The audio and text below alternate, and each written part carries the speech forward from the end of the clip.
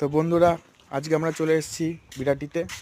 তো আপনারা দেখতেই পাচ্ছেন, এই যে একটা বাজাজের 15 লিটারের গিজার, এটার ভেতরে যা ময়লা বেরিয়েছে আপনাকে দেখাচ্ছি।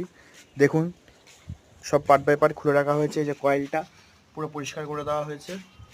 এর ভেতরটা দেখতেই পাচ্ছেন অ্যাসিড দেওয়া হয়েছে, আস্তে আস্তে ধোয়া বেরোচ্ছে, পুরো পরিষ্কার। যে ফুটছে দেখতেই পাচ্ছেন আপনারা, ফুটছে টকটক করে। আর এই যে ভেতর দিয়ে কী বেরিয়েছে আপনারা দেখুন খালি, এটা আয়রন। দেখুন খালি আয়রন, বুঝলেন? বছরে দেড় বছর অন্তর অন্তর আপনারা গিজার সার্ভিস করবেন মনে করে। আপনারা দেখতে থাকুন, সঙ্গে থাকুন।